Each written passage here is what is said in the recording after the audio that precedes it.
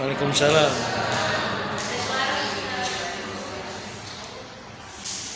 Innal hamdalillah nahmaduhu wa nasta'inuhu wa nastaghfiruh wa na'udzu billahi min shururi anfusina wa min sayyiati a'malina. Man yahdihillahu fala mudilla lahu wa man yudlil fala hadiya lahu. Wa asyhadu an la ilaha illallah wahdahu la syarika lahu wa asyhadu anna Muhammadan abduhu wa rasuluhu la nabiyya ba'dah. Allahumma shalli wa sallim wa barik ala Muhammadin sallallahu alaihi wa ala alihi wa ashabihi wa man tabi'ahum bi ihsanin ila yaumiddin. Amma ba'd. Puja dan puji syukur kita panjatkan kepada Allah Tabaraka wa Ta'ala yang telah melimpahkan nikmat kepada kita semua. Semoga salawat dan salam selalu tetap tercurah kepada Nabi kita Muhammad sallallahu alaihi wasallam. Demikian pula untuk keluarga beliau, keturunan beliau, para sahabatnya, dan seluruh pengikut-pengikutnya hingga tibanya hari kiamat. Para ibu saudari sekalian yang dirahmati Allah,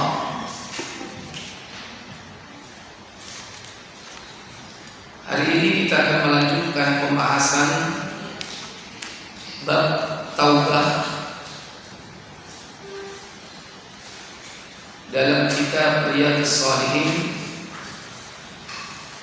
Penjelasan dari Syekh Salim bin Al-Hilali, yaitu sampai kepada hadis yang ke-21, sekarang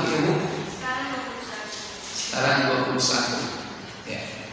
Karena hadis ini panjang, supaya kita lebih banyak waktu untuk menjelaskan penjelasan dari pensyarah kitab ini, saya langsung bacakan terjemahnya ya. Dari Abdullah bin Ka'ab bin Malik, ini putra dari sahabat Ka'ab bin Malik radhiyallahu ta'ala anhuma.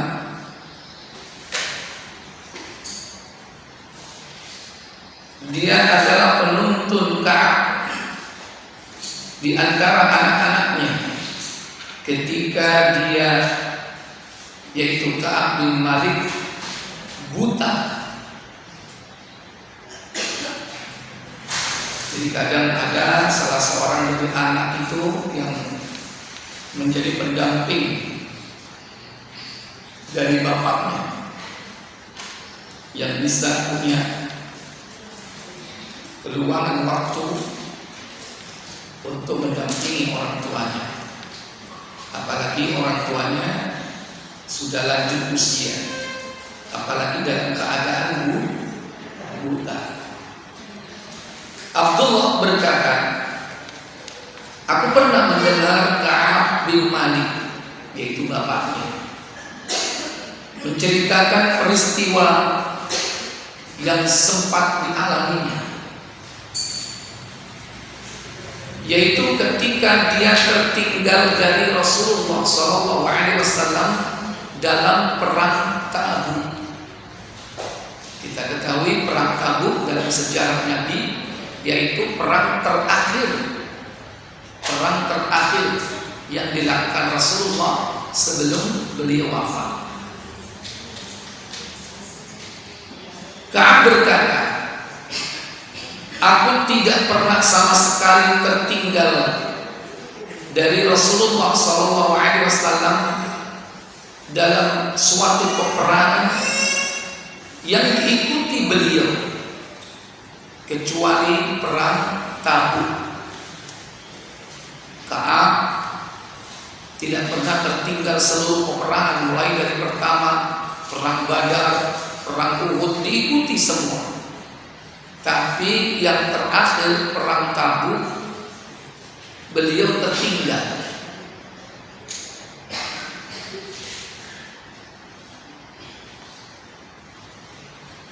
Jadi beliau ini seluruh perang dilaluinya.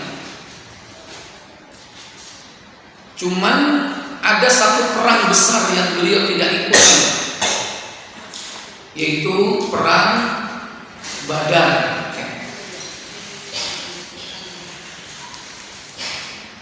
Sehingga dia katakan, hanya saja aku juga pernah tertinggal dalam perang Badar, namun tidak ada seorang pun yang disalahkan oleh Rasulullah pada saat itu.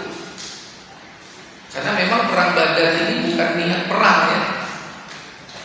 Sehingga ketika ada yang tidak ikut, mereka tidak disalahkan.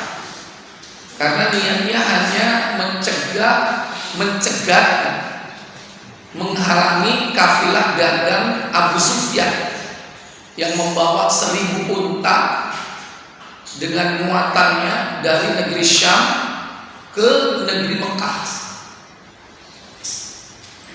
Dihalang-halangi karena menuntut hak harta-harta kaum muslimin yang hijrah ke Madinah, yang ditinggal di kota Mekah itu dibuat bancaan. Apa bancaannya?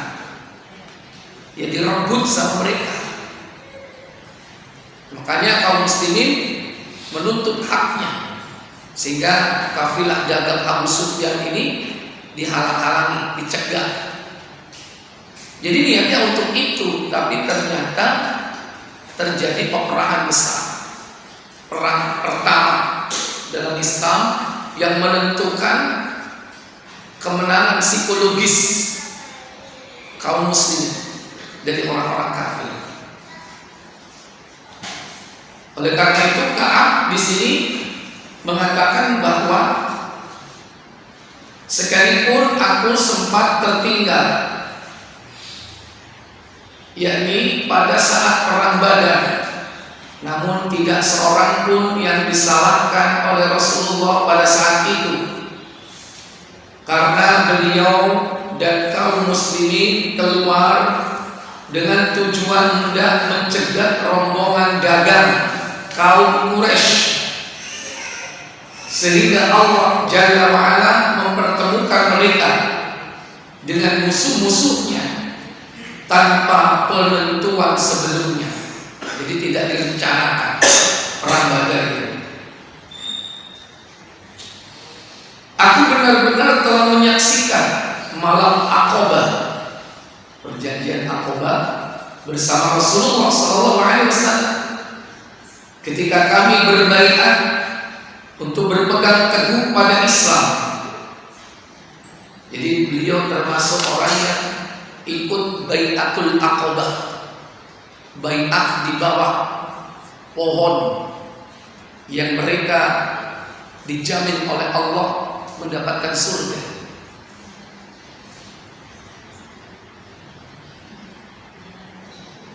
Dan aku berharap malam Aqabah itu sebagai pengganti untuk tidak ikut sertanya aku pada perang Badar. Meskipun perang Badar itu lebih banyak disebut-sebut orang, banyak dianggap sebagai momentum yang selalu dibanggakan daripada baiatul Aqabah. Kisahku ketika tertinggal dari Rasulullah SAW untuk mengikuti perang Tabuk, bahwa diriku tidak pernah lebih kuat dan lebih mudah daripada keadaanku pada waktu tertinggal dari beliau dalam perang Tabuk. Jadi secara fisik tidak ada halangan, secara kesempatan juga tidak ada halangan. Namun kenapa kenapa si Ka'ab bin Malik ini sampai tertinggal? Katanya, demi Allah, sebelumnya aku tidak pernah sama sekali menyediakan 2 kendaraan untuk berperang seperti aku menyediakannya dalam peperangan Tabuk tersebut. Sebelum-sebelumnya perang yang diikuti oleh Ka'ab bin Malik ini, beliau selalu memakai 1 kendaraan, tapi ini membawa 2 kendaraan. Padahal ketika itu perang Tabuk adalah perang di mana kaum muslimin itu minim perbekalan, baik kendaraan ataupun alutsista persenjataan, bahkan yakni akomodasi dan konsumsi. Jadi bukan hanya transportasi, karena dikabarkan bahwa kendaraan yang dipakai perang Tabuk itu harus dipakai oleh lebih dari 5 orang, gantian maksudnya. Demikian pula perbekalan dan peralatan. Tapi dalam ungkapan Ka'ab bin Malik di sini bahwa beliau pada perang Tabuk sebelumnya sudah mempersiapkan 2 kuda. Dan Rasulullah SAW tidak menghendaki suatu peperangan, melainkan beliau menutupinya dengan yang lain, kecuali pada perang Tabuk, karena beliau akan melakukannya pada musim panas yang sangat terik, menempuh perjalanan yang sangat jauh, dan akan menghadapi musuh yang jumlahnya sangat besar. Jadi Tabuk itu sebuah tempat di mana di sana tempat yang akan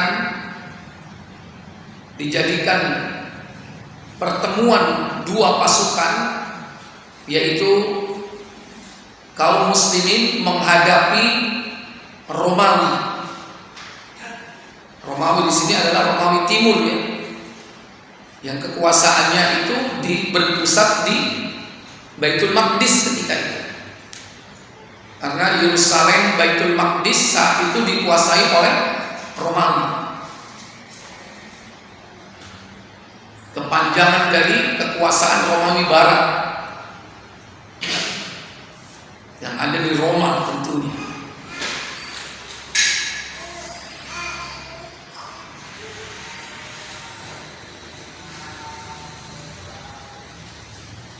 Karena beliau akan melakukannya pada waktu musim panas yang terik, menempuh perjalanan yang jauh, dan akan menghadapi musuh yang jumlahnya sangat besar. Oleh karena itu beliau menjelaskannya kepada kaum muslimin akan urusan mereka, supaya mereka mempersiapkan diri dengan sebaik-baiknya dalam peperangan itu. Yang kadang peperangan sebelum-sebelumnya itu jarang Rasulullah memberi informasi sangat detail. Tapi untuk perang Tabuk jauh-jauh hari Rasul sudah sounding kepada kaum muslimin agar kaum muslimin mempersiapkan diri sebaik-baiknya, ya. Selanjutnya beliau memberitahukan kepada mereka tujuan yang beliau kehendaki. Kaum muslimin yang mengikuti Rasulullah dalam peperangan tersebut jumlahnya sangat banyak, sehingga tidak dapat dikumpulkan nama-nama mereka dalam sebuah kitab. Yang dimaksud adalah kitab yang dapat menyimpan data mereka, yang disebut dengan diwan. Diwan itu list, daftar orang-orang yang pergi berperang, Itu biasanya dicatat ya dalam sebuah catatan yang disebut dengan ad-diwan. Ka'ab berkata, sedikit sekali orang yang bermaksud tidak ikut perang, melainkan mengira bahwa hal ini akan tertutupi selama tidak ada wahyu Allah yang turun menjelaskan hal tersebut. Jadi karena sedikitnya orang yang tidak ikut berperang atau yang merencanakan tidak ikut berperang, karena mayoritas kaum muslimin mau ikut, banyak sekali jumlah, maka kemungkinan orang yang tidak ikut berperang itu akan tertutupi dengan jumlahnya yang banyak.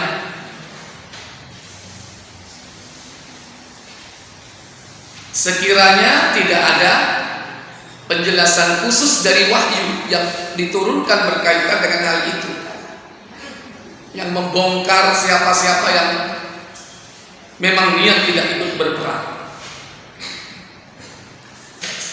Kemudian Rasulullah pun berangkat untuk melakukan peperangan tersebut.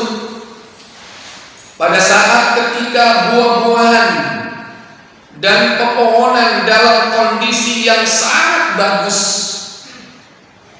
musim panas, waktu ranum-ranumnya buah kurma.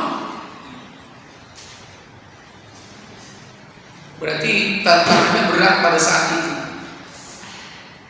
Musim panas itu orang malas melakukan safar perjalanan, apalagi saat detik-detik menunggu panen buah kurma, karena sudah sampai waktu yang tepat untuk memanen buah kurma itu waktu ranum-ranumnya. Sedang aku lebih cenderung padanya. Siapa yang tidak ingin? Bahkan bukan hanya Ka'ab bin Malik, secara umum manusia pasti berharap untuk menikmatinya.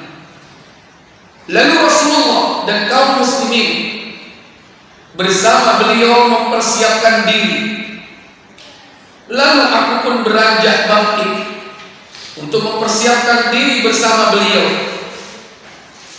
Lalu aku kembali dan tidak melakukan apapun.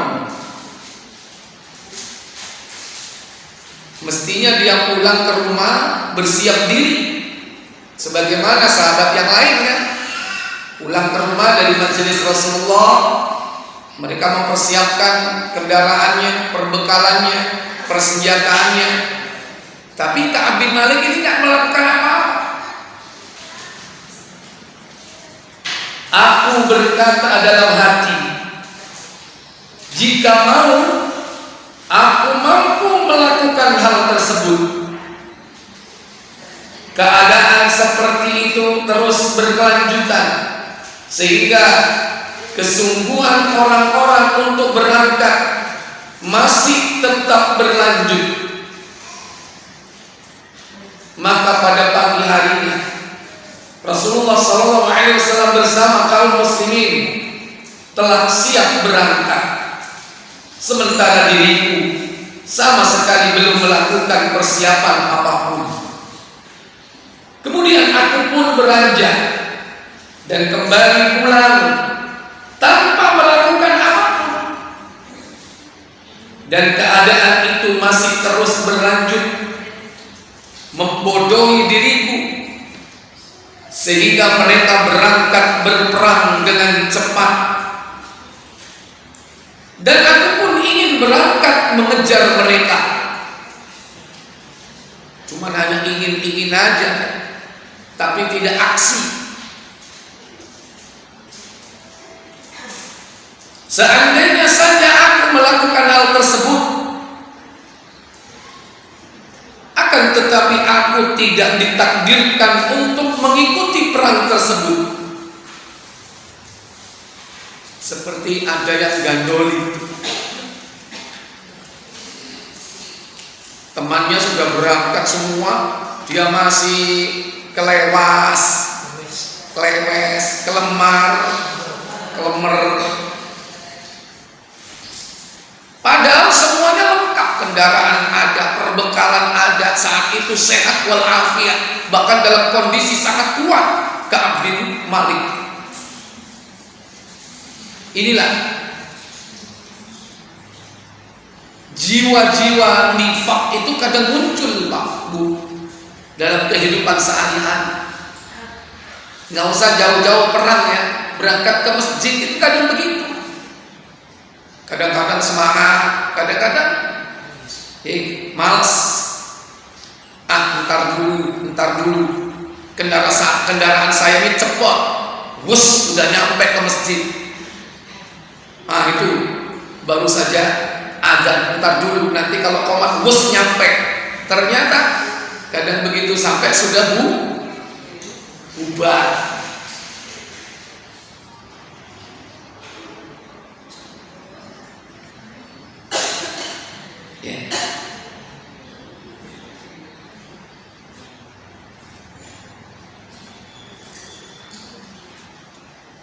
Setelah berangkat Rasulullah SAW,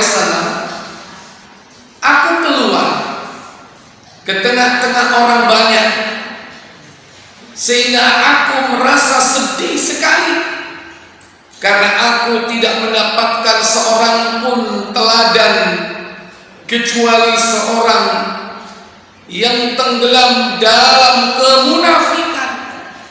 Kenapa? Orang-orang mukmin sudah bersih, gak ada di tempat itu, gak ada di Madinah. Mereka sudah pada berangkat menuju ke Tabuk bersama Rasulullah.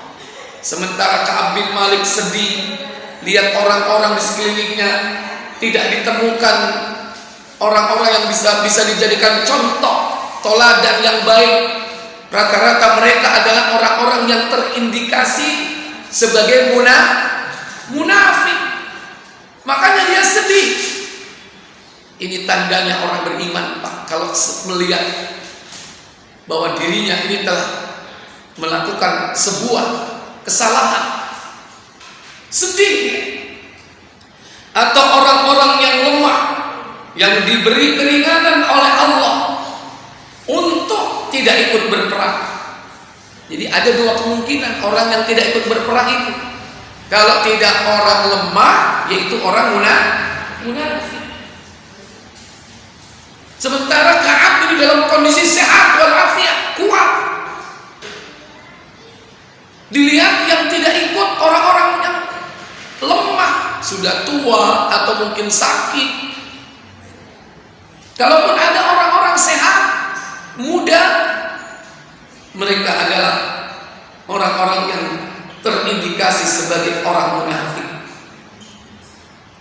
Dan Rasulullah SAW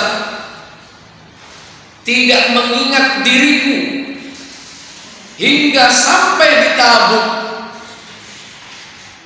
Jadi Rasulullah itu karena melihat jumlah pasukan ini banyak, beliau sibuk, tidak kepikiran ternyata Ka'ab bin Malik ini nggak ada.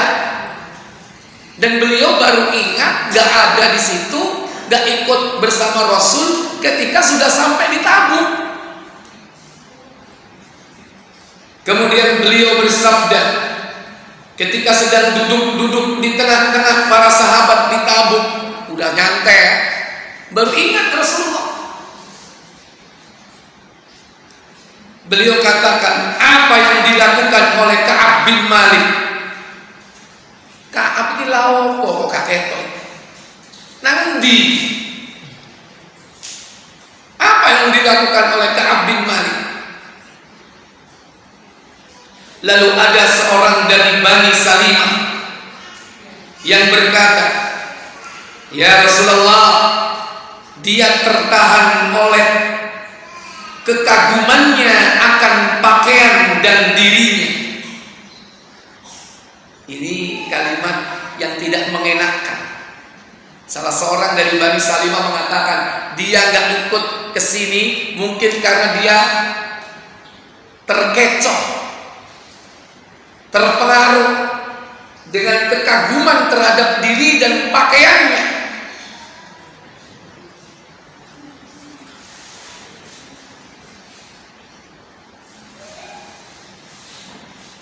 Maka sahabat Mu'ad bin Jabal ya, termasuk sahabat ring 1 ini, Mu'ad bin Jabal berkata kepada orang itu, alangkah jeleknya perkataanmu. Demi Allah, ya Rasulullah, kami tidak mengenal Ka'ab bin Malik melainkan ia seorang yang selalu berbuat kebaikan. Maka Rasulullah pun terdiam. Ketika beliau dalam keadaan seperti itu, tiba-tiba beliau melihat seseorang berpakaian putih yang tidak begitu jelas karena pengaruh oleh fata morgana. Jadi di tempat kejauhan itu seakan-akan ada orang yang datang berwarna putih pakaiannya, tapi nggak jelas karena di situ adalah tempat yang panas ya. Kemungkinan ada semacam penghalang berupa fata morgana seperti air ya, yang menghalangi, atau seperti asap yang menghalangi pandangan mata.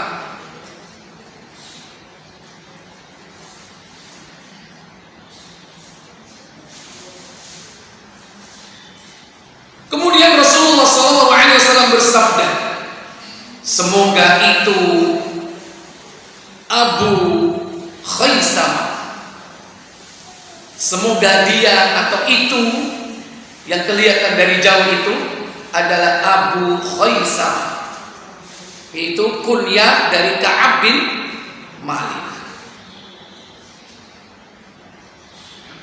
Maaf, bukan kunyah Ka'ab bin Malik ya. Abu Khaisamah ini ya sahabat yang lain ya. Artinya Rasulullah SAW berharap dia Abu Khaisamah, dan ternyata benar Pak Abu Khaisamah itu. Yani seorang sahabat yang bernama Abu Khaisamah Al-Ansari. Dia adalah orang yang telah menyedekahkan satu sok kurma ketika dicela oleh orang-orang munafik. Memang dalam sebuah ayat bahwa orang munafik itu ketika seorang mukmin bersedekah banyak dikatakan atau dituduhi riya.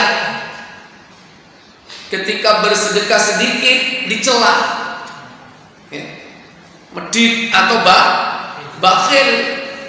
Padahal memang cuma itu yang dipunyai.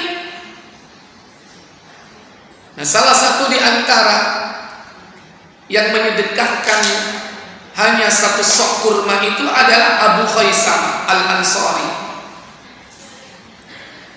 Kemudian Ka'ab berkata,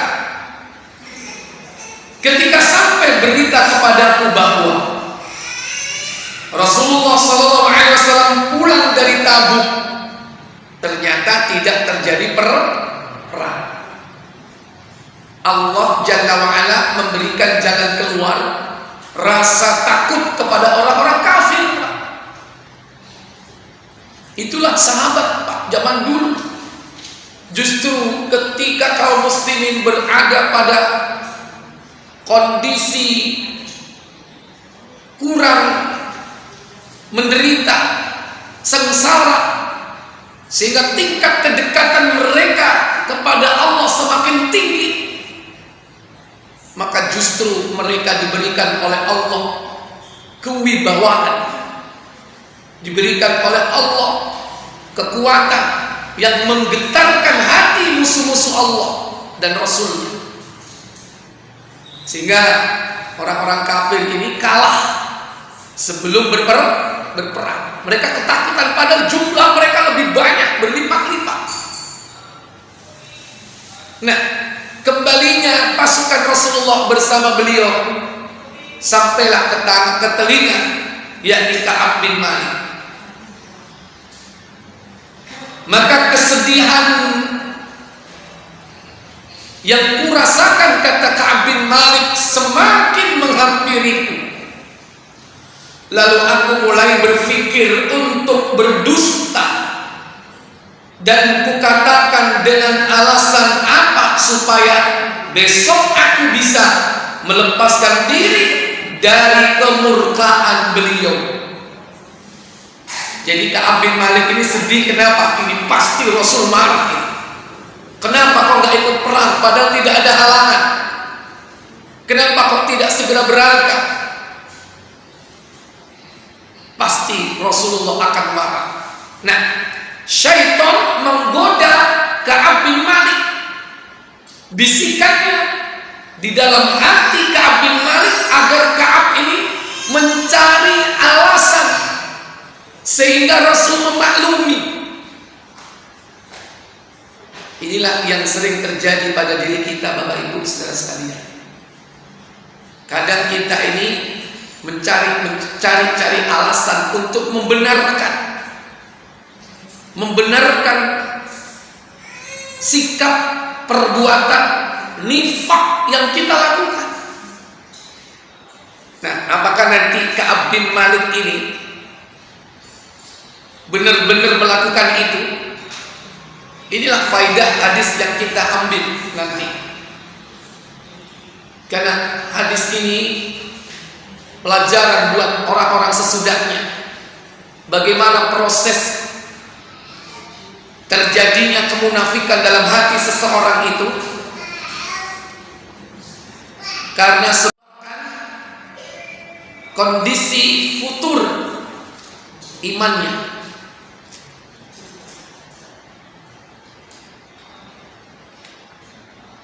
Dengan alasan apa supaya besok aku bisa melepaskan diri dari kemurkaan beliau? Dan untuk itu aku meminta pendapat dari setiap pemikir terkemuka di kalangan keluargaku. Setelah diberitakan bahwa Rasulullah telah benar-benar datang ke Madinah, maka lenyaplah seluruh kebatilan dari dalam diriku, hingga akhirnya aku menyadari bahwa aku tidak akan dapat menghindar dari beliau sedikit pun untuk selamanya. Sehingga aku bertekad untuk benar-benar jujur kepada beliau. Dia sudah mempertimbangkan, kalau seandainya Ka'ab ini mencari alasan untuk membenarkan sikap dan perbuatannya tidak ikut perang Tabuk, pasti Rasulullah cepat atau lambat akan tahu. Dan kalau sudah tahu, Ka'ab yakin dalam dirinya bahwa dia tidak akan bisa menghindar dari beliau untuk selama-lamanya. Makanya beliau sampaikan dalam hadisnya bahwa setelah betul-betul Rasul datang, seluruh keinginan untuk dusta itu hilang, seluruh kebatilan itu hilang, dan dia akan bersikap jujur kepada Rasulullah Sallallahu Alaihi Wasallam. Kemudian pada pagi harinya Rasulullah Sallallahu Alaihi Wasallam datang. Sudah menjadi kebiasaan beliau, setiap kali datang dari perjalanan, beliau selalu mengawali dengan singgah di masjid. Ini sunnah yang banyak ditinggalkan. Bahkan setelah pulang dari umroh atau haji, merupakan salah satu momentum yang paling tepat untuk mengamalkan hadis ini. Sebelum datang ke rumah, datang dulu ke masjid, sholat dua rakaat. Tapi zaman sekarang sudah banyak ditinggalkan sunnah ini. Alasannya apa? Masjidnya ada teko omah. Lalu beliau mengerjakan sholat dua rakaat di masjid tersebut. Beliau duduk untuk menerima orang-orang. karena beliau baru datang dari perjalanan jauh. Ketika beliau tengah melakukan hal itu, orang-orang yang tidak ikut berperang mendatangi beliau seraya memberikan alasan masing-masing dan mengucapkan sumpah. Pada saat itu jumlah munafik sudah banyak, Pak. Bahkan yang ikut perang Tabuk itu orang-orang munafik juga ada. Orang munafik itu ada yang ikut perang Tabuk, ada yang tidak ikut perang Tabuk. Yang tidak ikut perang Tabuk, setelah Rasul datang, dia mengemukakan alasan dan bersumpah. Dan dengan sumpahnya itu dia bersembunyi di baliknya.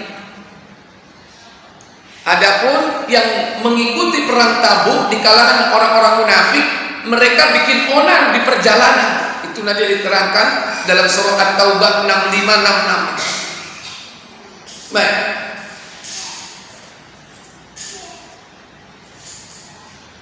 Mereka berjumlah sekitar 80 orang lebih. Lumayan ini ya, yang tidak ikut perang dan yang mengungkapkan alasan. Tapi tidak semua orang munafik yang 80, karena memang bisa jadi dia benar-benar apa? Udzur, mungkin sakit, mungkin sudah tua, ya. Tetap dia datang menemui Rasul dan menyampaikan udzurnya. Maka beliau pun menerima apa yang tampak dari mereka. Maksudnya menerima sesuai dengan ucapannya. Karena Rasul tidak tahu isi hati orang. Karena memang begitulah dalam Islam. Kita ini menghukumi seseorang secara zahir. Rasul menerima alasan mereka, membaiat mereka, dan memohonkan ampunan untuk mereka. Lalu beliau menyerahkan hal-hal yang tidak tampak dari mereka, yaitu dalam hati mereka, diserahkan kepada Allah Jalla wa'ala. Hingga akhirnya aku pun datang. Saatnya giliran siapa? Ka'ab bin Malik. Ketika aku mengucapkan salam, beliau tersenyum dengan senyuman seorang yang sedang marah. Gimana Pak senyuman orang sedang marah? Hah? Senyum kecut, senyum sinis. Kemudian bersabda kepadaku, "Ta'al, kemarilah engkau." Maka aku pun berjalan mendatanginya. Hingga akhirnya aku duduk di hadapan beliau. Maka beliau berkata kepadaku, "Apa yang menyebabkanmu, hai Ka'ab, tidak ikut berperang? Bukankah engkau telah mempersiapkan kendaraan?" Ka'ab berkata, maka aku jawab, "Ya Rasulullah, demi Allah, seandainya aku duduk di hadapan orang dari penduduk bumi selain engkau, niscaya aku akan mencari alasan untuk menghindari dari kemurkaannya. Karena aku adalah seorang yang diberi kefasihan dan kepandaian di dalam berdebat." Ini ungkapan Ka'ab. Dia ngaku, kalau seandainya bukan Rasulullah, saya pasti akan cari alasan. Seandainya aku berduduk di hadapan manusia di bumi, orang yang memiliki kedudukan yang tinggi sekalipun selain Rasulullah, pasti dia akan mengemukakan alasan. Tetapi kata Ka'ab bin Malik, demi Allah, aku menyadari jika sekarang ini aku berdusta kepadamu dan engkau meridhoiku, tetapi Allah akan menjadikan engkau memurkai diriku. Dan jika aku berkata jujur kepadamu, niscaya engkau akan memarahi diriku. Namun sesungguhnya aku senantiasa mengharapkan balasan yang baik di sisi Allah Jalla wa'ala. Demi Allah, kata Ka'ab, sesungguhnya aku tidak mempunyai alasan. Dan demi Allah, sesungguhnya aku merasa bahwa pada saat ini berada pada kondisi paling kuat dan mudah ketika aku tidak ikut berperang bersamamu. Ini kejujuran siapa? Ka'ab bin Malik. Dia nggak cari alasan, tapi tetap ngomong, Pak ya. Nah biasanya kita ini Pak suka cari-cari alasan. Ditanya istri kenapa pulang telat, jawabnya apa? Ada nggak alasannya? Ada. Ibu ditanya suami kenapa kok 5 hari nggak mencuci, apa alasannya Bu? Bu? Lagi M. Apa M?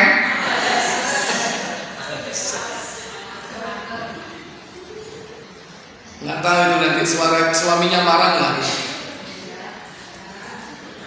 Beruntunglah yang punya suami nggak marah, ya kan? Tapi jangan keterusan Bu. Nanti yang marah bukan suami, siapa? Kira-kira siapa yang marah? Halo? Bidadari suaminya yang di surga yang akan marah. Kalau ada seorang suami dizolimi oleh istrinya di dunia, maka istrinya yang di akhirat, bidadarinya marah. Dan dia tahu, wanita dunia, dia hanya bersamamu sementara. Dia akan pergi segera mendatangi aku. Jangan kau sakiti hatinya. Semoga Allah memerangimu, katanya seperti ini. Baca dalam kitab Adabus Sifaf Imam Al-Albani ya. Itu ada dalam riwayat Tirmidzi tentang marahnya bidadari surga, yaitu istri laki-laki dunia yang saat itu sedang didolimi oleh istri. Itu kalau suaminya soleh. Makanya tadi punya calon bidadari ya. Kalau suaminya toleh, dua-duanya tola-toleh Pak. Suami istrinya tola-toleh. Ka'ab berkata, maka Rasulullah SAW bersabda, adapun apa yang dikatakan orang ini adalah benar, bangkitlah sehingga Allah memberikan keputusan terhadap dirimu. Rasul tidak memutuskan apa-apa, dia disuruh bangkit, pergi dan pulang sampai Allah nanti yang memutuskan. Berarti menunggu turunnya apa? Wahyu tentang Ka'ab ini. Karena Rasulullah pun tidak berani Pak memutuskan sebelum dapat petunjuk dari Allah. Bukan mentang-mentang karena dia adalah pemimpin besar, panglima perang, pemimpin tertinggi, lantas kemudian memutuskan perkaranya kusak-kusu. Enggak, bangkitlah. Tunggulah bagaimana nanti keputusan Allah, atau Allah memberi keputusan kepada dirimu. Lalu ada beberapa orang dari Bani Salam yang berjalan mengikutiku, dan mereka berkata kepadaku, demi Allah, kami tidak pernah melihat dirimu berbuat dosa sebelum ini. Kau ini lho, kok iso kau ini? Biasa ini lho, gak tau telat. Lah kok iki kau ini ngono apa kau ini? Mungkin sahabatnya ya. Mengapa engkau tidak menyampaikan alasan saja kepada Rasulullah? Hai Ka'ab, sudahlah sampaikan alasan. Sebagaimana Orang lain yang tidak ikut berperang juga memberikan alasan dan permohonan ampun. Rasulullah SAW kata orang itu sudah cukup untuk menghapus kesalahanmu. Ka'ab berkata, dan mereka terus-menerus mencelaku sehingga aku berniat untuk kembali kepada Rasulullah untuk kemudian berdusta atau mendustai diriku sendiri. Gak kuat Pak, koncone sudah nekan dia, menyarankan Ustaz gak yo alasan sekolah goblok kali. Kalau kita ngono yo kan minta kepada Rasulullah supaya dimaafkan. Ini temannya, kira-kira teman yang seperti ini jelek apa buruk Pak? Bu, dia menyarankan Ka'ab untuk mencari alasan membenarkan perilakunya, dan menurut Ka'ab itu mendustai dirinya sendiri. Berarti ini teman jelek atau baik? Jelek.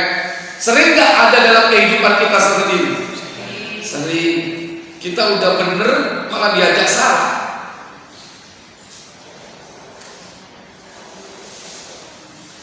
Lalu kutanyakan kepada mereka, apakah ada orang yang mengalami hal yang sama dengan diriku ini?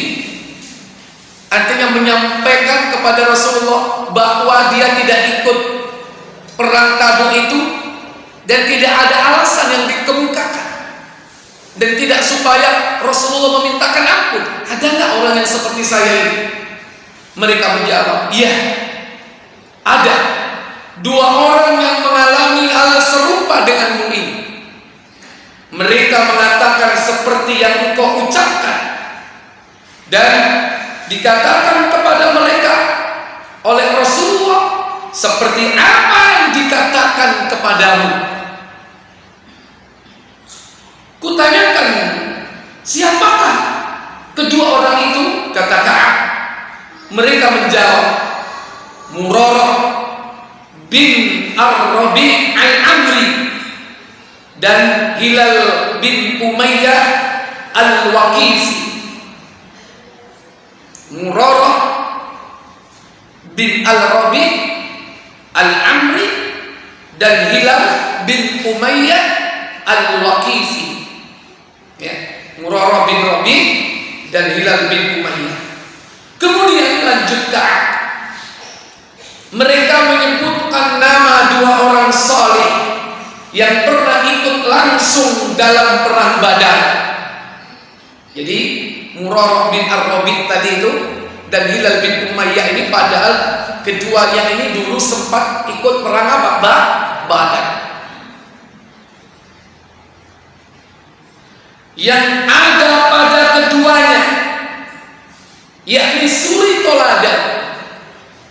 Lalu aku berlalu ketika mereka menyebutkan dua orang itu kepadaku, dan Rasulullah SAW setelah itu melarang orang-orang berbicara dengan kami bertiga yang tidak ikut berperang bersama beliau. Inilah yang disebut dengan apa? Dihajar ya, atau diboikot, untuk tidak diajak bicara atau mengajaknya bicara. Diboikot orang-orang, semua tidak mau berbicara dengan tiga orang ini, Ka'ab bin Malik, Murarah bin Ar-Rabi', Hilal bin Umayyah. Dineno kabeh tiga orang ini. Bahkan orang-orang tidak mau menjawab salam. Maka orang-orang pun menjauhi kami bertiga, atau orang-orang berubah sikap terhadap kami, hingga di dalam diriku seolah-olah bumi ini telah berubah. Padahal berubah nggak bumi saat itu? Nggak berubah, hanya karena apa? Sikap dari orang-orang sekitar sekitarnya itu yang tidak mau diajak atau mengajaknya bicara. Dia bukan lagi bumi yang pernah ku kenal sehingga menjauhi kami. Kami diperlakukan seperti itu selama 50 hari. Lama nggak? Lama. Hampir 2 bulan. Sedangkan kedua sahabatku, siapa tadi? Murarah bin Ar-Rabi' dan Hilal bin Umayyah, tetap di tempatnya, duduk di rumahnya. Dia nggak mau keluar rumahnya, Pak. Dia terus dalam keadaan menangis setiap hari, Pak. Nggak keluar, dia menangis terus setiap hari. Karena nggak ada orang yang mau menyapa dengan dia. Tidak ada orang yang mau menjawab salamnya. Murarah dan Hilal ini di rumahnya, nggak kemana-mana. Adapun aku, yaitu Ka'ab bin Malik, adalah seorang yang paling muda dan paling kuat di antara ketiga orang tersebut. Aku tetap keluar dan ikut mengerjakan sholat bersama kaum muslimin. Adapun yang dua tadi itu enggak, Pak. Di rumah nangis, ya. Ini kesedihan yang mendalam, Pak. Jadi di zaman Nabi itu seperti itu. Rasulullah itu peka terhadap setiap sahabatnya, karena sudah terpaut hati Rasulullah dengan yakni sahabat-sahabat. Orang mukmin itu ruhnya itu, Pak, ibarat tentara. Dia bisa bersatu dengan yang lain. Makanya orang mukmin itu peka satu dengan yang lain.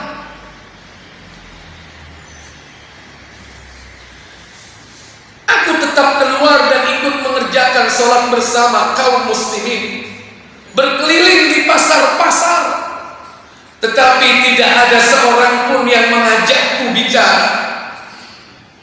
Lalu aku mendatangi Rasulullah SAW dan mengucapkan salam kepada beliau ketika tengah berada di majelis beliau setelah sholat. Kemudian kukatakan dalam hatiku, apakah beliau akan berkenan menggerakkan kedua bibirnya untuk menjawab salamku atau tidak? Kemudian aku mengerjakan sholat di dekat beliau, dan aku sempat mencari atau mencuri pandang, melirik kepada beliau ketika aku memulai sholatku. Beliau melihatku, dan jika aku melihat ke arahnya, beliau berpaling dariku.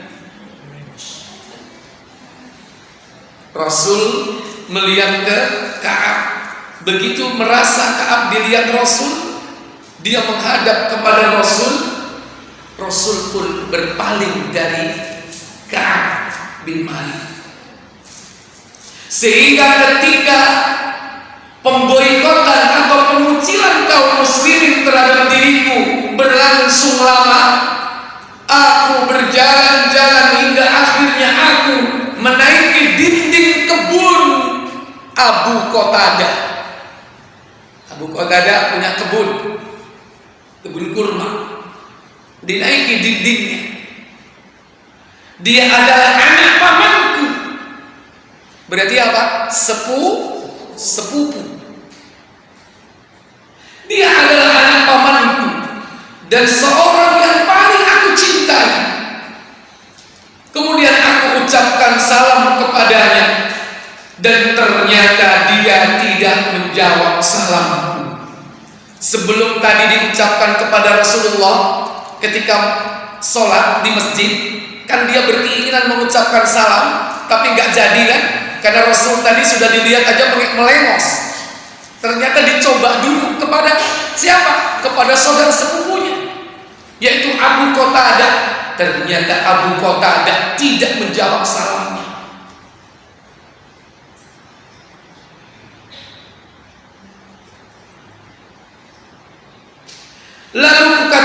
kepadanya, "Wahai Abu Qatadah, demi Allah, aku bertanya kepadamu, tidakkah engkau mengetahui bahwa aku mencintai Allah dan Rasul-Nya?" Abu Qatadah tidak menjawab ucapan itu. Kemudian aku bertanya lagi kepadanya, tetapi ia tetap juga diam. Selanjutnya aku masih terus bertanya kepadanya. Lalu dia menjawab, "Allahu wa rasuluhu a'lam." Allah dan Rasulnya lah yang maha tahu. Cuman itu Pak jawabannya. Berarti belum ada keputusan.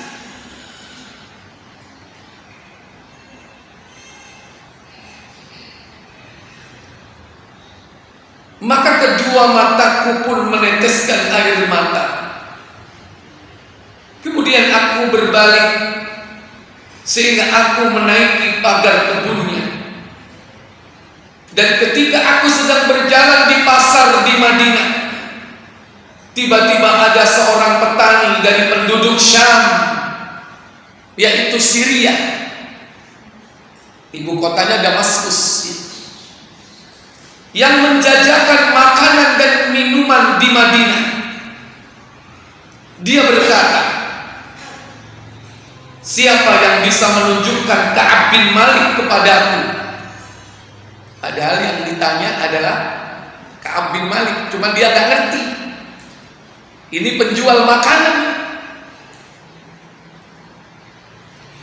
Maka orang-orang pun memberitahukan kepadanya dengan menunjuk kepada diriku, hingga akhirnya orang itu pun mendatangiku. Lalu ia menyerahkan sebuah surat dari Raja Ghassan. Ingat, Raja Ghassan adalah musuh kaum muslimin, musuh Rasulullah. Ternyata tembus sampai ke sana bahwa ada sebagian sahabat Nabi yang lagi diapain? Dikucilkan, diboikot. Ternyata orang-orang kafir, musuh-musuh kita itu tahu Pak, orang yang dalam kondisi seperti ini bisa dimanfaatkan sebetulnya. Kalau dia lemah imannya, dia bisa menjadi apa Pak? Menjadi pengkhianat yang bisa dibeli informasinya. Karena dia adalah dekat dengan Rasulullah. Lu kok tahu 3 orang ini ya? Ini tidak lain pasti ada yang bocorkan. Siapa lagi kalau tidak orang-orang munafik? Kok sampai ke telinga musuhnya? Sehingga musuhnya Raja Ghassan ini buat surat. Dan suratnya dikirim, yakni sampai ke Madinah. Tadi yang ngirim pura-pura jual apa tadi? Pura-pura jual makanan Pak. Ini intel ini Pak. Pura-pura jual makanan, nyari orang mana Ka'ab bin Malik ini. Setelah ketemu baru diserahkan suratnya. Kalau dia langsung mengaku sebagai apa? Pengirim surat, bisa jadi dia akan ditawan. Dulu aku pernah menjadi seorang juru tulis, kata Ka'ab. Ya Pak. Lantas aku membacanya. Ternyata di dalamnya tertulis, "Amma ba'd, kami mendengar bahwa sahabatmu telah mengucilkan dirimu." Kata Raja Ghassan, ini tulisannya. "Sedang Allah tidak menjadikan dirimu itu seorang yang hina dan sia-sia di dunia ini. Oleh karena itu, temuilah aku. Niscaya kami bermaksud menghiburmu." Dan ketika membacanya itu, aku berkata, ini juga merupakan suatu cobaan. Ini proposal Pak, tawaran yang ketika dunia merasa sempit, dunia merasa sudah berubah, gak ada orang yang respect kepadanya, ada tawaran ke negeri lain dengan berbagai macam nikmat. Kalau orang nggak punya iman, bablas nggak? Bablas. Jadi keadaan seperti ini dari zaman ke zaman pasti ada. Maka disinilah pentingnya yakni keimanan. Dan pentingnya seorang pemimpin itu juga harus memperhatikan yakni orang-orang yang ada di bawahnya, supaya jangan sampai dimanfaatkan oleh musuh, terutama yakni anak buahnya yang sedang dihukum ya.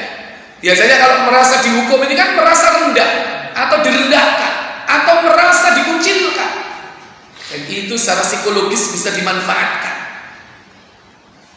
Kemudian aku melemparkan surat itu ke tungku api dan membakarnya, sehingga ketika telah berlalu 40 hari dari 50 hari pengucilan diriku tersebut dan belum juga turun wahyu, tiba-tiba utusan Rasulullah SAW mendatangiku seraya berucap, sesungguhnya Rasulullah SAW menyuruhmu untuk menjauhi istrimu. Ini sudah 40 hari Pak, datang utusan malah disuruh menjauhi istrinya. Ini kabar gembira, kabar lebih baik atau lebih buruk? Halo? Kabar lebih buruk, berarti semakin ditingkatkan apa? Pengucilan dan pemboikatannya. Jangan deket-deket istrimu loh ya. Kenapa? Kalau sudah disuruh menjauhi istri, itu berarti kan dianggap nanti puncaknya sebagai orang kafir, orang murtad. Yang kaum muslimah itu nggak boleh hidup berumah tangga dengan orang kafir. Makanya pada tahap ini ya, sampai 40 hari ternyata semakin ditingkatkan pengucilannya. 3 orang semua ini disuruh menjauhi istri-istrinya. Apakah aku harus menceraikannya, atau apa yang harus aku katakan atau aku lakukan? Ini pertanyaan Ka'ab.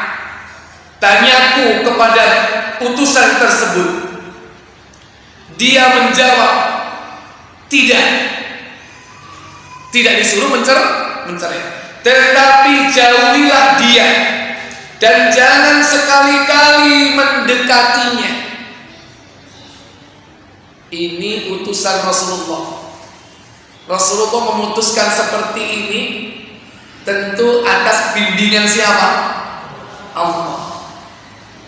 Artinya keputusan ini belum final, sampai pada tahap Ka'ab harus menjauhi istri.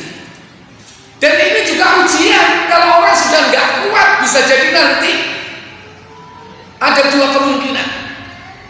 Ka'ab datang kepada Rasulullah, perbuatan itu jelas dusta dan mendustai diri Ka'ab sendiri. Atau kemungkinan kedua, yaitu dia menerima tawaran raja apa tadi? Raja Ghassan. Ada 2 kemungkinan. Makanya ini juga ujian bagi Ka'ab. Apakah dia betul-betul orang mukmin atau orang munafik?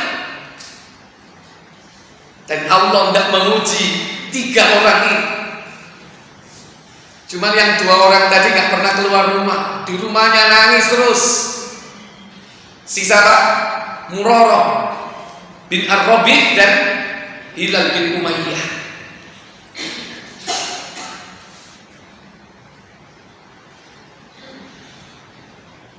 Rasulullah juga mengirim utusan yang sama persis, mengabarkan kepada kedua sahabatku.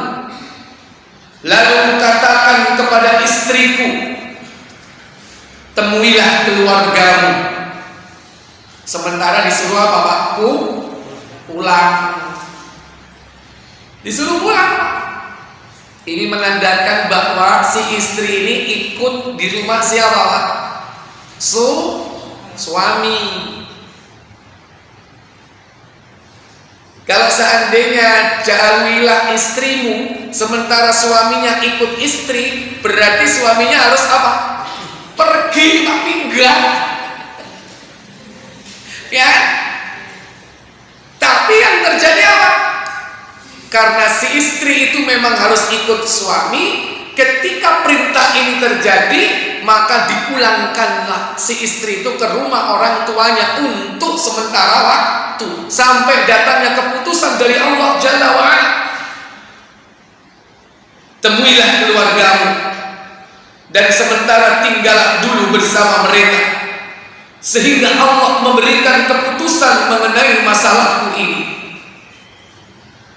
Kemudian istri Hilal bin Umayyah mendatangi Rasulullah SAW dan berkata kepada beliau, "Ya Rasulullah, sesungguhnya Hilal bin Umayyah adalah seorang yang sudah sangat tua, lagi lemah, serta tidak mempunyai pembantu. Lalu apakah engkau tidak senang jika aku melayaninya?" Rasulullah menjawab, "Baik, tidak apa-apa. Tetapi jangan sekali-kali kau mendekati atau mencampurinya atau Hilal mencampurimu. Jadi yang penting jangan jima." Ini pelajaran penting, Pak. Kenapa? Ini keputusannya masih mengambang. Bisa jadi nanti Allah memutuskan bahwa dia ini betul-betul kafir, yang harus wanitanya harus keluar dari rumah tangga orang-orang ini, atau mungkin dia berhasil melewati ujian ini dan menjadi seorang mukmin yang akhirnya dia kembali kepada istrinya atau istrinya bisa kembali kepadanya. Nah, ini rukhsah dari Rasulullah. Ada keringanan. Ya udah, kau tetap boleh melayani Hilal, tapi jangan kau bercampur dengannya. Lalu istri Hilal pun berkata, "Demi Allah, sesungguhnya dia sudah tidak bergairah lagi terhadap diriku, wahai Rasul."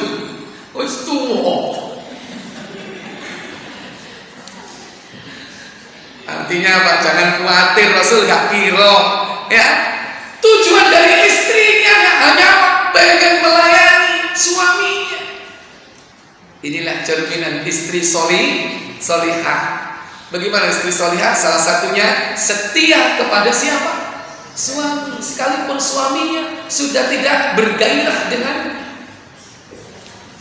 Kalau mawaddah sudah tidak ada, ingat yang tinggal apa? Rah. Sakinah, mawaddah, warahmah. Kalau mawaddah itu sik enom Pak, sik greng. Ya kan, sik gampang nyaut. Tapi nek wis tuwa aki-aki, ninen-ninen Pak, gak gampang nyaut Pak. Tapi yang ada apa? Rahmat. Makanya jangan heran kalau rahmat itu ada pada pasangan yang sudah tua-tua. Jalan gandengan, bandulan bareng, ya, jomlangan, arek cilik, itu yang ada rahmat, bukan mawaddah, ya.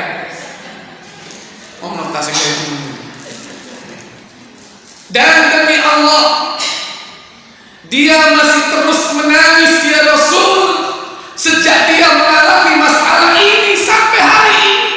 Berarti sudah berapa hari dia menangis? 40 hari nangis terus. Kemudian sebagian keluargaku berkata kepadaku, "Bagaimana jika engkau meminta izin kepada Rasulullah perihal istrimu itu?" Karena beliau telah memberikan izin kepada istri Hilal bin Umayyah untuk melayaninya. Ini istrinya Ka'ab. Karena mendengar istrinya Hilal bin Umayyah boleh melayani Hilal, istrinya Ka'ab pun pengen mendapatkan izin seperti itu. Ya. Lalu kukatakan, aku tidak akan meminta izin kepada Rasulullah perihal masalah tersebut. Aku tidak tahu apa yang akan menjadi jawaban Rasulullah jika jika seandainya aku meminta istri atau meminta izin perihal masalah itu, sedang aku seorang yang masih muda, mungkin dia berfirasat gak akan diizinkan. Sementara Ka'ab ini masih muda, Pak, ya, istrinya juga masih muda, Pak. Jangan punya alasan untuk melayani, bisa bablas nanti, ya kan? Bukan melayani makan minum nanti kan, melayani yang lain. Justru kan yang penting supaya jangan apa, kumpul dulu. Kemudian aku terus menjalani keadaan ini selama 10 hari, sehingga genap sudah menjadi 50 hari semenjak aku dilarang berbicara, dilarang orang-orang berbicara dengan kami. Selanjutnya aku mengerjakan sholat subuh pada hari ke-50 di atas salah satu rumah kami. Dan ketika aku sedang duduk dalam kondisi keadaan yang disebutkan oleh Allah mengenai kami, sedangkan diriku terasa sangat sempit. Yang sempit ini apanya? Jiwanya, hatinya sempit. Demikian juga bumi terasa sangat sempit bagiku, padahal bumi ini luas. Tiba-tiba aku mendengar suara keras, suara teriakan seseorang yang naik ke atas bukit Sal'a. Bukit Sal'a. Ia berkata dengan suara yang sangat keras, "Ya Ka'ab bin Malik, farihu, gembira." Ini bukan di bukit, Pak, ini di masjid. Bergembiralah. Maka aku langsung tersungkur sujud. Padahal belum apa-apa ini. Baru apa kalimatnya? Gembira, gembira. Dia langsung berfirasat baik. Langsung dia sujud, tersungkur. Dan aku mengetahui bahwasannya telah datang jalan keluar. Kemudian Rasulullah SAW mengumumkan kepada orang-orang perihal telah diterimanya tobat kami oleh Allah Jalla wa'ala. Sesuai beliau, seusai beliau mengerjakan sholat subuh, kemudian orang-orang pun berdatangan memberitahu kami. Lalu mereka pun berbondong-bondong mendatangi kedua sahabatku untuk menyampaikan kabar gembira itu. Kalau Ka'ab kan sholat di masjid. Kalau yang dua tadi kan kemana? Gak sholat di masjid. Setelah ketiganya ini mendapatkan ampunan dari Allah, tobatnya diterima melalui informasi dari Rasulullah SAW, maka kaum muslimin setelah sholat subuh berbondong-bondong datang ke rumah siapa tadi? Murarah bin Ar-Rabi dan Hilal bin Umayyah. Adapun Ka'ab sudah di masjid.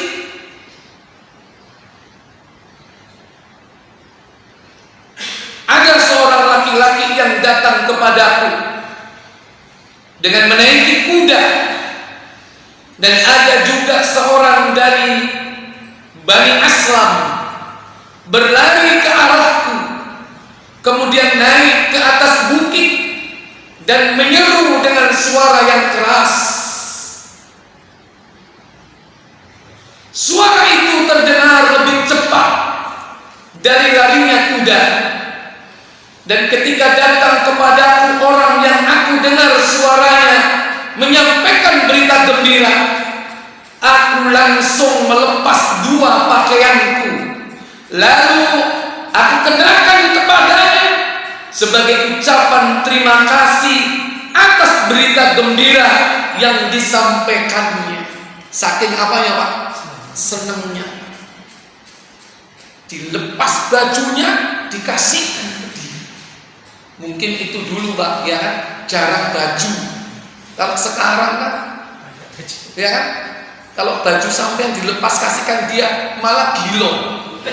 Soalnya mambu, keringat, ya.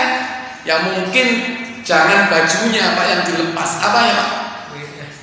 Duitnya, ya terserah. Mau arlojinya, ya, mau apanya, saking senengnya, mau HP-nya PN yang saya kartu tak jebek di PN, saking senengnya, boleh nggak seperti itu? Boleh, ya. Diberikan sebagai apa? Hadiah. Ya.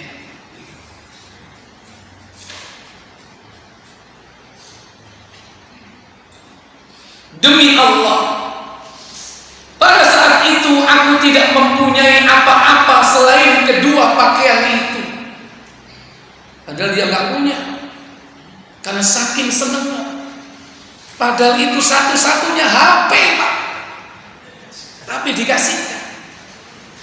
Kemudian aku meminjam dua pakaian untuk kupakai.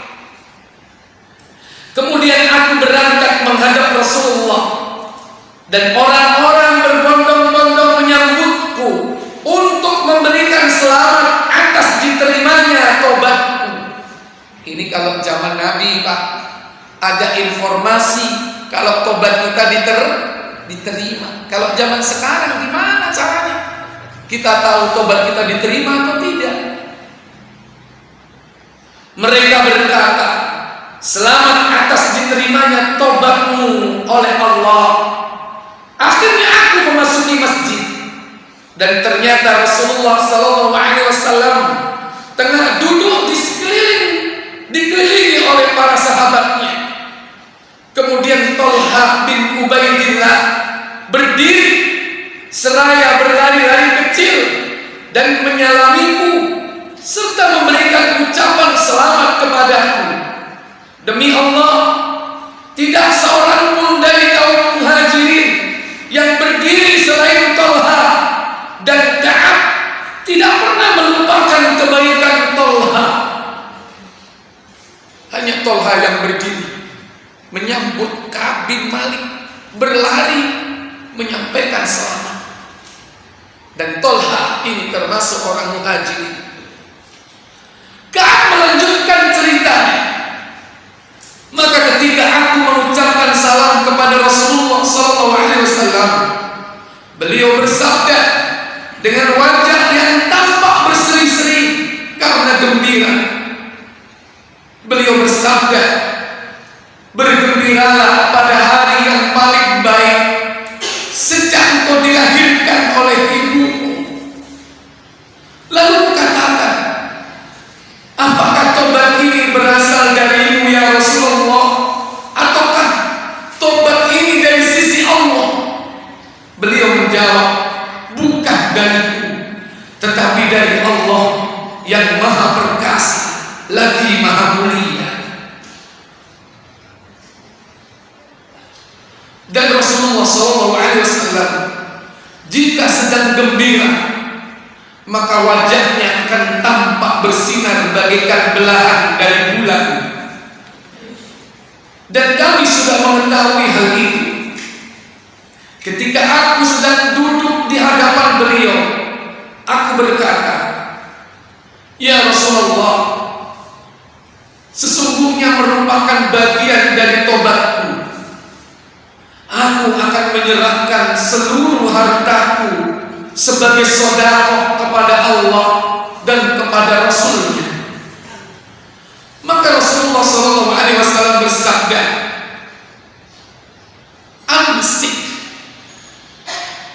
amsik mal, tahanlah sebagian hartamu itu, sebab yang demikian itu lebih baik bagimu.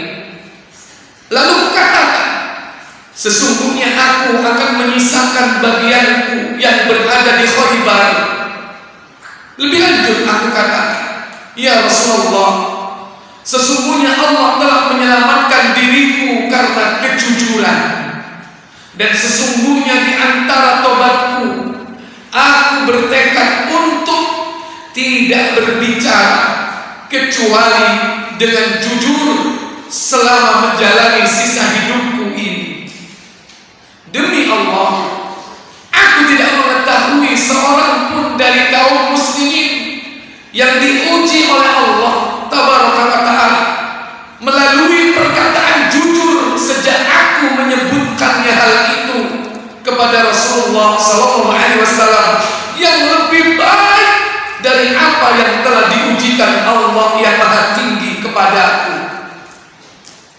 Demi Allah, aku tidak pernah sengaja untuk berdusta sejak aku mengatakan hal tersebut kepada Rasulullah SAW sampai hari ini. Dan sesungguhnya aku berharap mudah-mudahan Allah senantiasa melindungiku selama menjalani sisa hidupku ini. Kemudian Ka'ab bercerita, lalu Allah Tabaraka wa Ta'ala menurunkan ayat 117 dan 118 sampai 119. Laqad taballahu 'alan nabiyyi wal muhajirin wal ansar alladhina ittaba'uhu fi sa'atil usrati min ba'di ma kada yazighu qulubu fariqin minhum thumma taba 'alayhim innahu bihim ra'ufur rahim. Sesungguhnya Allah telah menerima tobat Nabi, orang-orang muhajirin dan orang-orang ansar yang mengikuti Nabi dalam masa kesulitan. Setelah hati segolongan dari mereka hampir berpaling, kemudian Allah menerima taubat mereka itu. Sesungguhnya Allah Maha Pengasih lagi Maha Penyayang kepada mereka.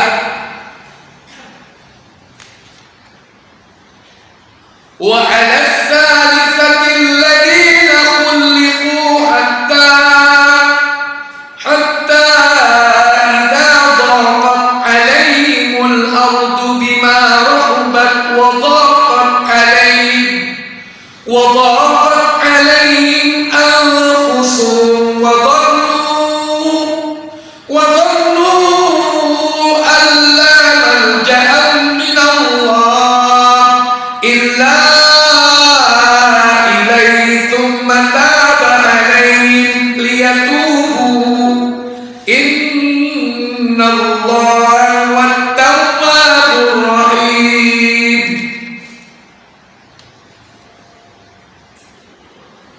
Dan terhadap 3 orang yang ditangguhkan penerimaan tobatnya kepada mereka hingga apabila bumi telah menjadi sempit bagi mereka, padahal bumi itu luas dan jiwa mereka pun tidak sempit pula terasa oleh mereka, serta mereka telah mengetahui bahwa tidak ada tempat malja' lari dari siksa Allah melainkan kembali kepadanya saja. Kemudian Allah menerima tobat mereka agar mereka tetap dalam tobatnya. Ya ayyuhalladzina amanu taqullaha ya ayyuhalladzina amanu taqullaha wa kunu ma'as shadiqin. Hai orang-orang yang beriman, bertakwalah kalian kepada Allah dan hendaklah kalian senantiasa bersama orang-orang siddiq, orang-orang yang benar. Ka'ab berkata, demi Allah,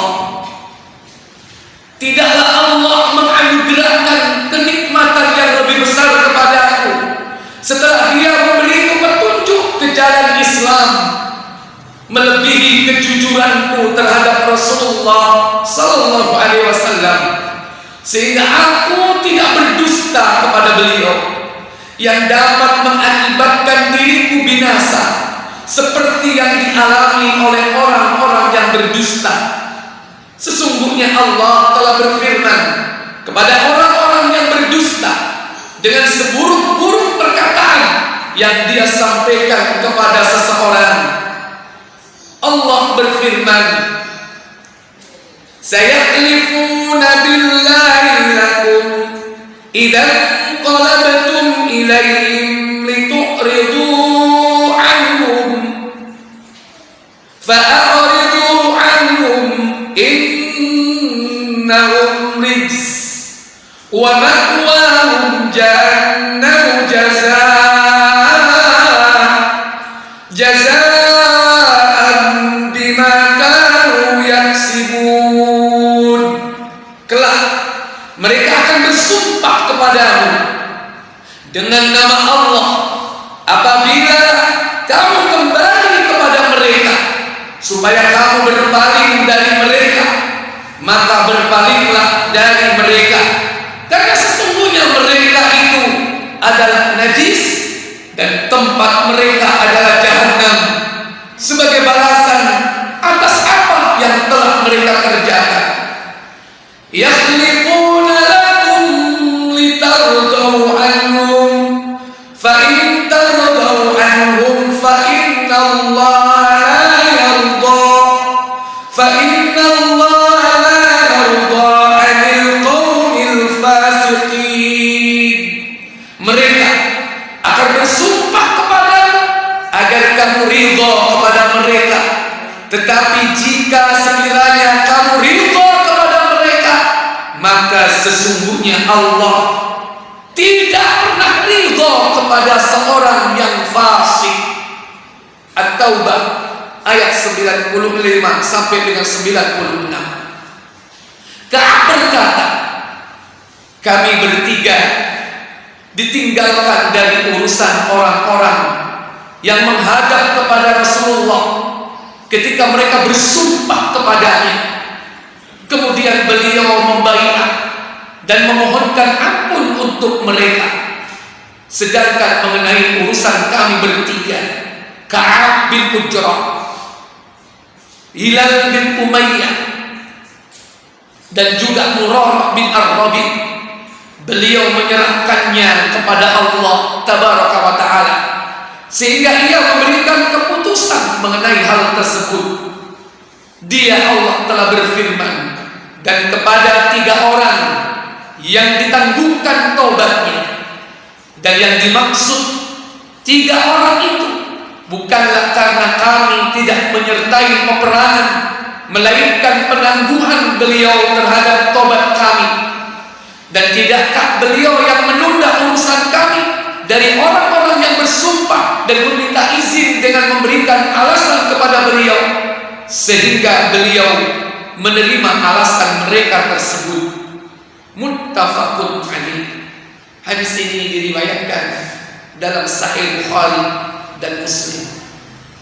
Di dalam Sahih Bukhari, yakni pada kitab Fathul Bari pada jilid ke-8, dalam Sahih Muslim di nomor 2789. Baik, para ibu, para bapak saudara sekalian yang dirahmati Allah Jalla wa'ala, inilah kisah tobat dari sahabat Ka'ab bin Malik. Bukan hanya tobat yang dilakukan ikhlas karena Allah, tetapi yang lebih penting adalah yakni kejujurannya di dalam menyerahkan urusannya kepada Allah. Tidak takut kepada manusia, tidak takut kepada Rasulullah, tidak takut kepada orang lain, kecuali dia takut kepada Allah. Sehingga seandainya Rasulullah mentolerir perbuatannya, memaklumi perbuatannya, bisa jadi Allah tidak akan mentolelirnya, tidak akan memaafkannya. Tetapi yang dia harapkan adalah Allah, sehingga Allah kemudian memberikan keputusannya dan memerintahkan Rasul dan kaum muslimin untuk menerimanya. Inilah kisah tentang taubat, kejujuran, dan sekaligus tawakalnya seseorang kepada Allah Tabaraka wa Ta'ala terhadap segala keputusannya, semata-mata menunjukkan yakni ikhlas hatinya berharap keridhaan Allah, bukan keridhaan manusia. Kalau keridhaan manusia bisa jadi keridhaan Rasul, tapi Rasul tidak tahu yakni hati sahabat-sahabatnya. Rasul tahu hati sahabat-sahabat mereka setelah diberitahu oleh Allah Tabaraka wa Ta'ala. Makanya kuncinya adalah yakni yang kita cari adalah keridhaan dari Allah Tabaraka wa Ta'ala.